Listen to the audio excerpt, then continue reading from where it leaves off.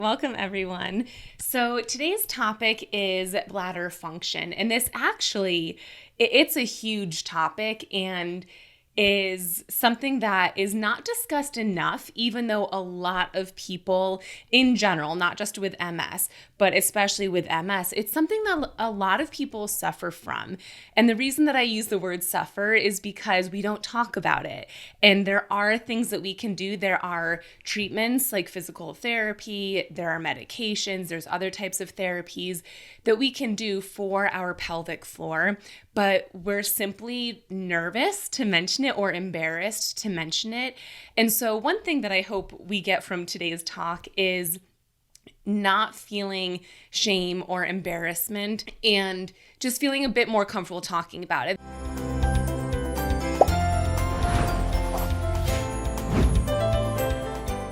The beautiful thing, or at least I think it's beautiful because I'm a physical therapist, but the beautiful thing about pelvic floor is that there is a lot that we can do at home to help manage a lot of the symptoms.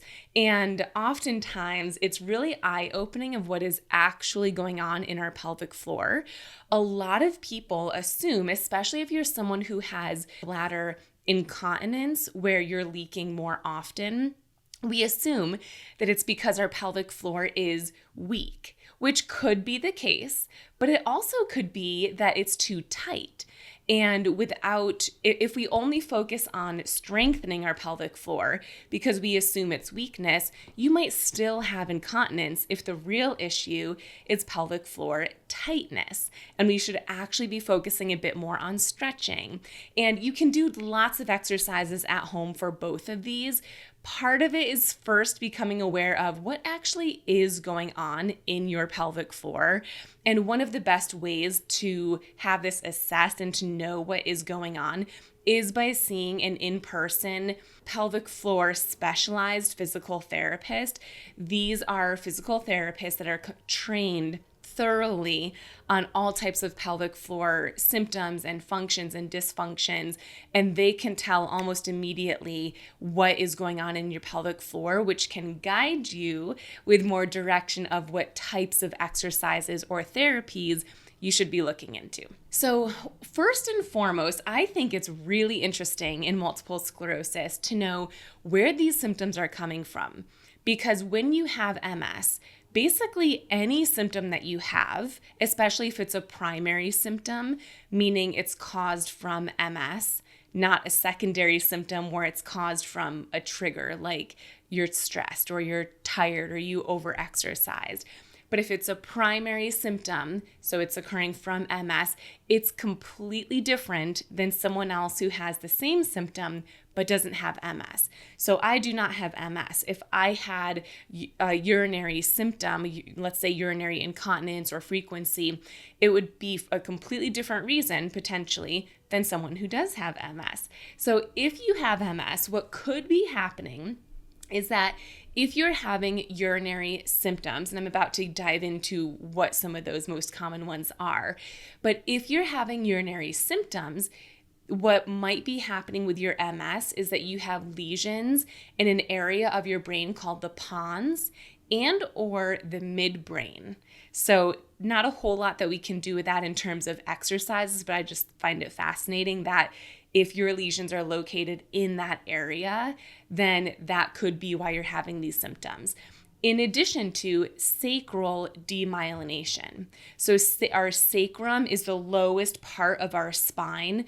The tailbone is the lowest part of the sacrum. So it's that lower end. So if you have demyelination in the sacral area or that lowest part of your spine, that also could contribute to urinary symptoms. But we need to talk about this because not only can it really disrupt our lives, and if you're someone who has urinary symptoms of any kind, you might have an idea of how much it can disrupt your life, but not only that, it increases your risk of falling and therefore increases your risk of injury and potentially needing a hip surgery or knee surgery if you injure yourself when you fall. So we do need to talk about it in terms of helping the actual urinary condition that you have, but equally because it plays a huge risk in safety when walking. And oftentimes it's because you have to quickly rush to the bathroom, but if your legs aren't working as great as they used to, you might trip over your feet, you might trip over something else, you might reach for the wall and you end up falling. So it's a really important discussion. So here are some examples of urinary and or bladder conditions that you might be noticing. First and foremost is urgency. So urinary urgency or bladder urgency is when you have this sense of needing to have a urinary movement right away. And it almost happens out of nowhere. So you didn't do anything. You might just be sitting listening to me right now, and all of a sudden you feel like, I gotta go. I gotta go to the bathroom. That is more urgency, and it often is just very unexpected. Another type of urinary symptom is frequency. And so this means you're going all the time. And so you may have just gone to the bathroom, you just urinated, you pulled up your pants, you walked back to wherever you were, maybe your office or the couch, and you sit down and you feel like you gotta go again. Or maybe it's not that frequent, but it's happening way more than what it used to. So frequency is experiencing these frequent urges to have to urinate, but it results in going to the bathroom more than what is typical for the day. And what's typical is different for everyone, but think about what's typical for you and for you prior to when you started noticing these symptoms of having to urinate more often. The next one is hesitancy. So this is when you feel like you have to urinate. So you go to the bathroom, you pull your pants down, and you feel like you have to go, but it's hesitant. It might not come out right away. It might not be a consistent or steady stream. And so there's something happening where you're unable to just have a complete release of the urination. And then retention is another one. Retention is when you have the inability to completely urinate frequently, and so you're retaining some of the urination, which also could lead to infection. So that's additionally not good for that reason. Another type of symptom that's related to urinary and bladder when it comes to MS is neurogenic bladder. And the ones that I just mentioned, the urgency, frequency, hesitancy, retention, those can happen in anyone, not just multiple sclerosis. But neurogenic bladder is a type of bladder condition that occurs specifically in people with neurological and or demyelination diseases like multiple sclerosis. But this could also happen in transverse myelitis, neuromyelitis optica, even stroke. So it's something that is worth discussing because it has a different treatment option than the ones we previously talked about. So neurogenic bladder is when the nerves that carry the messages back and forth between our brain and our bladder and the spinal cord. So it has to touch all those areas. In order for us to urinate, we first have to have the thought of I need to go to the bathroom, then that message travels all the way down our spinal cord and then it hits our bladder and tells it to release. So it includes those three areas. But in neurogenic bladder, that connection is misfiring. It missignals, it doesn't work the way that it should. And so that can result in various symptoms, including leaking throughout the day. So basically, it could be the same as incontinence, but it's more so just your underwear gets a bit wet throughout the day from just tiny bits of leaking versus you're urinating and you didn't mean to and you're sitting here listening to this conversation right now. So it can lead to urinary leakage. It can lead to a urinary tract infection, urinary retention, and kidney damage or infection. And the treatment for neurogenic bladder is mostly catheters, typically, antibiotics, especially if there is an infection. But even if there isn't an infection, sometimes they are prescribed to help reduce the likelihood of getting an infection. And in severe cases, surgery. So a little bit of a different approach. So urinary guidelines, and this is outside of physical therapy, we'll get into exercises in a bit here, but I really wanted to share this with you because so often we assume that if we have urinary incontinence or frequency or urgency, we think we need to not drink water because we're peeing too much anyways. I'm just not going to drink water and therefore I won't have to pee. And there's a lot of myths and things that we believe is good for us that's actually not good for us when it comes to urinary and also bowel guidelines, and drinking enough water is one of them. The more dehydrated you are, the worse your urinary symptoms will be. So I'm not saying you need to go drink a gallon of water a day, but while that wouldn't be good for any type of urinary symptom, it would be equally as bad, if not worse, to be completely dehydrated. So the general guideline is to have adequate fluid intake, which is 1.5 to 2 quarts of fluid a day. I have heard that water is best, but then other resources say it can be any type of fluid as long as it's not dehydrating, like caffeine. So you can think of this as half of your body weight in ounces. So if you weigh, we'll make it easy. If you weigh 200 pounds, you would have 100 ounces of water a day. Now that might be way more than what you normally have right now. And so you'd work your way up to it. You don't have to start there, but slowly start increasing the amount of water that you have. And not only that, there is actual MS-specific research that shows that if you slowly sip your water, you are less likely to have that urgency and that frequency. So the pace and the rate at which you're sipping your water can be correlated to how frequently you need to urinate. So instead of just guzzling 8 ounces all at once, have 1 ounce at a time and just slowly get to your goal by the end of the day, not all at once. Limiting fluid is harmful, as I mentioned. Avoiding or minimizing bladder irritants like caffeine, aspartame, alcohol, smoking. Timed voiding. Timed voiding is a strategy where you plan when you're going to go to the bathroom. So you might plan that you're going to go at 9 a.m. and at noon and at 3 and at 6 and then before bed.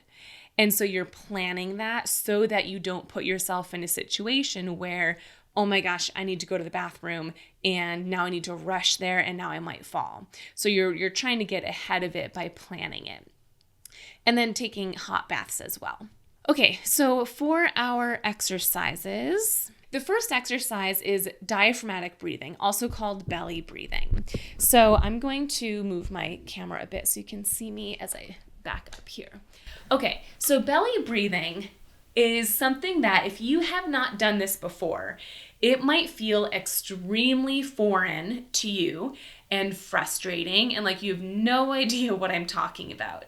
But it's one of those exercises where even if that's the case, it's still worth practicing and performing as long as you're keeping in mind what it should feel like and what should be happening. So let's get into it. So belly breathing, you can be relaxed. So you want to be in a good posture. You don't want to be slouched. Good posture, but you can be relaxed against the back of your chair. And you're going to take your hands. I like to have my index fingers right around where my belly button is, and then all the fingers just relax from there. So you're kind of at a lower part of your belly. Now what you're going to do is you're going to breathe in through your nose, and as you're breathing in, your belly expands. Now, this might feel odd to you because normally when we breathe in, our chest comes up, our chest expands. We're trying to do the opposite. So instead of your chest moving and your chest comes up, we're trying to breathe into our belly. So it would look like this. So your hands might separate, your belly should puff out a little bit. You're not trying to aggressively push your belly out as far as you can, but your belly should come out. And then when you exhale, your belly comes in. And you're going to exhale through pursed lips. So it looks like this. Okay, so let's try a few of those together. So you're going to inhale through your nose, belly comes out. Exhale, belly goes in. Inhale. Exhale. Let me show you from a little bit of a side angle so you can see a bit better. And I'll move my hands just so you can see fully. Okay, inhale. Exhale. One more. Inhale. Exhale. Now I will say, I am almost 7 months pregnant, so it moves more. If you are not pregnant right now, you would not see as much movement as I am. But it's kind of nice for demonstration purposes, so you can really get a visual idea of what it would look like to just fully relax and then engage and bring it back in. So that's diaphragmatic breathing. So the bridging exercise that I mentioned is to strengthen our glute muscles. So for today's purposes, we're going to do a different exercise so that we can all stay seated. But bridging is the exercise where when you're lying on your bed or maybe a couch, you're lying on your back with your knees bent and your feet on the surface, and you lift your bottom up off of the floor or off of the bed, the couch, whatever you're laying on, and then you lower your bottom down. So you're lifting your butt up and down, up and down. That would be a bridge. It's a very functional exercise for moving around in bed or on a couch. But when you're doing a seated glute strengthening exercise, my personal preference is the seated clamshell. Move that down a little bit. Okay. So for the seated clamshell exercise, your feet are touching and your knees are touching, if possible. I have a few missing link members where when I have them do this exercise, they tell me their knees don't touch. That's okay. Just get them as close as you can. And then you're going to open your knees as wide as you can without your feet rolling away from one another. So you're actively trying to open as far as you can without the feet moving. And if you're truly opening as wide as you can without those feet moving, at some point towards the end, you should feel your glute muscles tightening. And if you don't, one movement that I like to add is a squeeze, a glute squeeze at the end, or basically squeezing your bottom together. So if we were to do a few repetitions, it would look like this. We're sitting up tall, chest is up, belly's engaged. We're going to open as wide as we can. As soon as you feel like that's as far as you can go before your feet move, squeeze your bottom, hold, relax, and close. Open as wide as you can, really push yourself. Squeeze your butt, relax, and close. Let's do one more. Open and squeeze, relax, and close. Now, one thing that I'll say about this exercise and any glute exercise is that if you have not worked on glute strengthening for a while, you might have what we call gluteal amnesia, which basically means your glutes are there. They don't just disintegrate and disappear, but they have amnesia, meaning they're just not firing. And so even if you don't feel it in your glutes, it's still a really good exercise for you to practice, as long as you're mentally aware of where you're trying to feel the exercise. The other strengthening exercise I wanted to show you was a ball squeeze. Now, we don't have to use a ball. If you do have a ball, just a small one, probably about the size of a smaller soccer ball. Like if you picture the type of soccer ball or football balls, if you're in the UK, that maybe a 5-year-old would use, not like the adult ones. They're a little bit smaller. You would put that between your knees. And the reason we're going for that size is because if we use something too big, our knees are going to be pretty far out and our legs might be pretty far out. We want to start with our hips in a more neutral position, so our knees and our feet are in line with our hips, not too far out and also not too close in. So if you use something too small, like a stress ball, which is small, that's going to be too small. So I don't have a ball with me right now, so what I'm going to do is use my 2 fists. So I'm going to put them together like this, and I'm going to put them in about my upper inner thighs, just because that's where I can have my arms land while still keeping a tall posture. If I went too far forward, I would start rounding, and I don't want to round. So we all will be different with where we place our hands, but keep a good posture. Fists can be together if you're using fists, and just reach down. Where can you reach with keeping everything in a good alignment? And then once you're there, squeeze in. So you're going to squeeze in towards your fist. And you're not going to see any movement or very little movement. And then relax and squeeze and relax. So this is strengthening our inner thigh muscles. And our inner thigh muscles are highly correlated to our abdominal muscles. So if you're looking to make this more challenging, belly breathing is a great type of breath work to incorporate our pelvic floor and our core, but there is a way to make this more advanced. Now, if this is your first time doing belly breathing and this exercise, it might be too advanced for you, but I want to share it with you in case you get there at some point.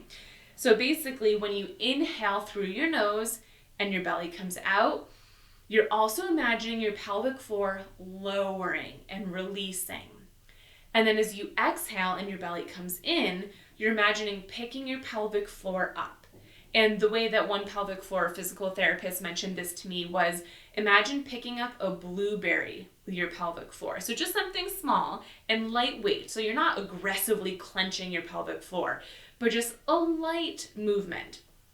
So when you inhale, belly comes out, pelvic floor drops. When you exhale, belly comes in, pelvic floor comes up. Inhale. Exhale. And then we incorporate that with this exercise by when we inhale is when we're releasing, we're not squeezing in. And then when we exhale, belly comes in, pelvic floor comes up, and we squeeze. It's a lot all at once. You might have to have those steps written out and look at it as you're doing it, but that's how we can coordinate some of these leg and core exercises with our pelvic floor to have even more of a response to our bowel and bladder function.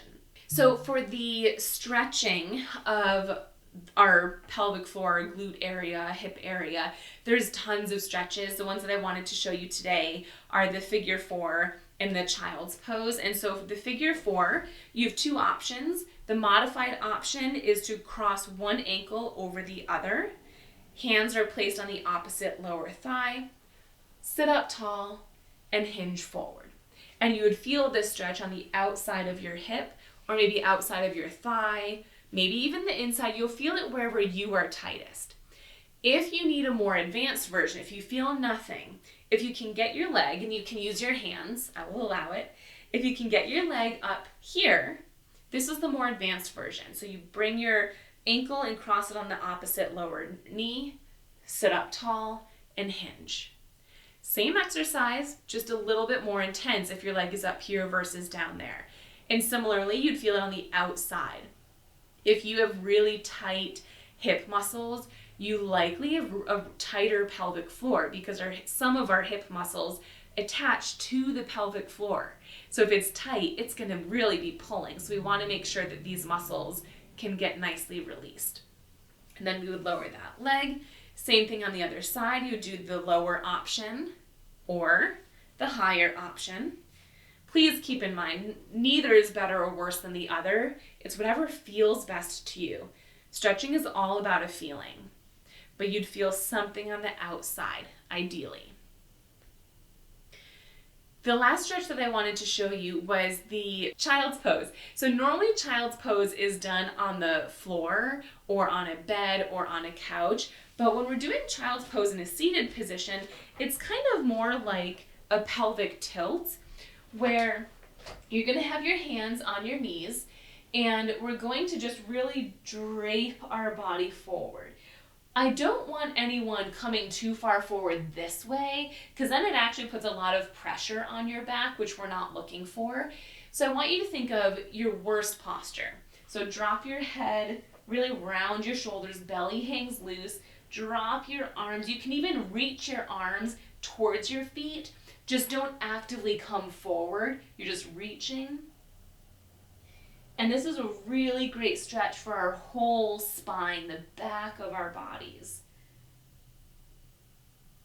And when you need a break, you just come back up nice and tall. You can take a breath in, and then you're going to slouch again. So that's the way that I like to do the child's pose when I'm seated. If you have a desk in front of you, you can put your hands on the desk and lean forward that way because the desk is supporting your upper body. So you could just reach forward with your hands on that surface. Or if you had a bed in front of you, that could be another option. I know that that is a lot of information all at once, but again, it's such an important discussion to have to, first and foremost, get more comfortable talking about it and knowing that, hey, this is a thing with MS. It is worth discussing. But B, there are things that you can do about it and ways that you can manage it at home. It is best to get an evaluation first so that you can be sure that you're doing the best exercises for you. Who wants to exercise a ton if it's not the biggest bang for your buck and you don't actually know if you're doing the right ones for you? So I hope this gives you a bit of guidance and clarity and also some confidence to maybe discuss any of these symptoms that you're having at the next appointment with your physical therapist or your neurologist, even your primary care physician, whoever you feel most comfortable talking to, talk to them first and hopefully they can help guide you in the right area.